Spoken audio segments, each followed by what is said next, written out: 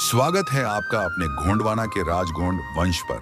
आज हम लेकर आए हैं एक ऐसी कहानी जो आपके रोंगटे खड़े कर देगी और दिल में देशभक्ति का जज्बा जगा देगी। तो तैयार हो जाइए, क्योंकि आज हम बात करेंगे क्रांतिवीर रामजी गोंड की, जिन्होंने 1857 के स्वतंत्रता संग्राम में अपनी जान की बाजी लगाकर अंग्रेजों को नाकों चने छपवा दिए थे। आंध्र प्रदेश के आदिलाबाद जिले में एक छोटा सा कस्बा है, निर्मल, और निर्मल के पास एल्लापल्ली गांव के करीब खड़ा है एक बरगद का विशाल पेड़। इसे लोग कहते हैं 1000 शाखाओं वाला वृक्ष। लेकिन दोस्तों, ये सिर्फ एक पेड़ नहीं है, ये एक इतिहास है, एक गाथा है उन वीरों की जिन्होंने आजादी के लिए अपनी जान कुर्बान कर दी। इस पेड़ पर 1860 में रामजी गोंड और उनके साथियों को अंग्रेजों ने फांसी पर लटकाया था। लेकिन उससे पहले रामजी ने जो कारनामा किया वो आज भी हर गोंड, हर भारतीय के सीने में गर्व भर देता है। साल था 1857। पूरे देश में अंग्रेजों के खिलाफ बगावत का बिगुल बज चुका था। पेशवा और तात्या टोपे अंग्रेजों को ललकार रहे थे, तो दक्षिण में आदिलाबाद में रामजी गोंड ने अपनी सेना खड़ी की। गोंड क्षत्रिय के इस शेर ने रोहिल्लाओं और मराठों को साथ लिया और निजाम के पिट्ठू अंग्रेजों के खिलाफ जंग छेड़ दी। निर्मल उस समय एक अहम जगह थी, क्योंकि ये रास्ता उत्तर भारत को जोड़ता था और रामजी ने इसे अपनी ताकत बनाया। 9 अप्रैल को जब कर्नल रॉबर्ट को खबर मिली कि मर्शकोला रामजी गोंड निर्मल के आसपास हैं, तो उसने अपनी पूरी ब्रिटिश सेना भेज दी। लेकिन रामजी और उनके साथी भले ही संख्या में कम थे, उन्होंने अंग्रेजों को धूल चटा दी। जी हाँ दोस्तों, रामजी ने न सिर्फ जीत हासिल की, बल्कि पूरे 1 साल तक निर्मल पर राज किया। लेकिन जैसा कि हर कहानी में होता है, दुश्मन ने चाल चली। ब्रिटिश सेना, निजाम की सेना और हिंगोली की सेना ने मिलकर निर्मल पर हमला कर दिया। दोनों तरफ से भयानक युद्ध हुए। लाखों सेना से चारों तरफ से घिरे चंद हजार गोंड सैनिक इस बार हार गए और निजाम अंग्रेज जीत गए। आदिलाबाद गजेटियर अनुसार 1000 सैनिकों ने लाखों दुश्मन सेना का इतना कत्लेआम किया कि अंग्रेजों और निजाम ने अपनी इज्जत बचाने के लिए लिखा कि दोनों तरफ बराबर सैनिक मारे गए।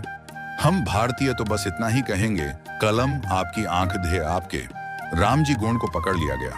उन्हें ब्रिटिश कोर्ट में ले जाया गया, जहां उन्हें उसी बरगद के पेड़ के नीचे फांसी की सजा सुनाई गई और फिर उस पेड़ पर रामजी और उनके साथियों को लटका दिया गया। कहते हैं उस दिन उस पेड़ पर 1000 स्वतंत्रता सेनानियों ने अपनी जान दी थी। तभी से वो पेड़ 1000 शाखाओं वाला वृक्ष कहलाया। दोस्तों, रामजी गोंड की कहानी यहीं खत्म नहीं होती। आज भी आदिलाबाद के गोंड समुदाय में उनका नाम गर्व से लिया जाता है। मर्सकोला कबीले के लोग उन्हें अपना हीरो मानते हैं। उस बरगद के पेड़ के पास अब एक शहीद स्तंभ खड़ा है, जहां हर साल लोग इकट्ठा होते हैं, उनकी शहादत को याद करते हैं। कुछ लोग कहते हैं कि रामजी की शहादत 9 अप्रैल को हुई, तो कुछ रिकॉर्ड बताते हैं कि वो अक्टूबर 1860 में थी। लेकिन तारीख से क्या फर्क पड़ता है? फर्क पड़ता है तो उनके जज्बे से, उनकी हिम्मत से। तो दोस्तों, अगली बार जब आप आदिलाबाद जाए, उस बरगद के पेड़ के पास जरूर रुकिए। उसकी शाखाओं में आपको रामजी गोंड और उनके साथियों की वीरता की गूंज सुनाई देगी। और हाँ, अपने बच्चों को उनकी कहानी जरूर सुनाइए, क्योंकि ये कहानी सिर्फ इतिहास की नहीं, बल्कि हमारे खून में बहने वाले जज्बे की है। आसपास के लोग रामजी गोंड के अच्छे नेतृत्व के कारण उनको राजा बोलने लगे। वे आदिलाबाद के एक गांव के मुखिया या पटेल थे। मर्सकोला के बुजुर्ग इस बात की पुष्टि करते हैं कि आदिलाबाद का पुराना नाम एदलपुर था। रामजी एदलपुर शहर के थे, जो वर्तमान आदिलाबाद शहर का मूल नाम है, जिससे पूरा मर्सकोला कबीला मूल रूप से संबंधित है।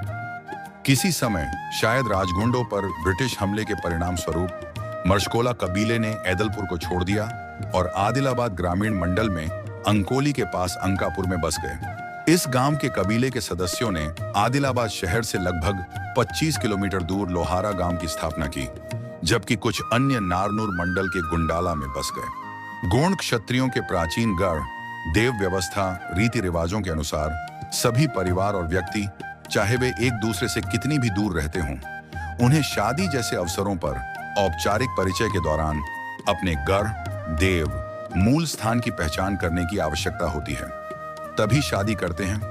चूंकि वर्तमान आदिलाबाद शहर मर्सकोला कबीले का मूल ऐदलपुर है, जिसे निजामों ने नाम बदलकर उस शहर के इतिहास को बर्बाद कर दिया, इसलिए राम जी ने भी खुद को इससे जोड़ा होगा।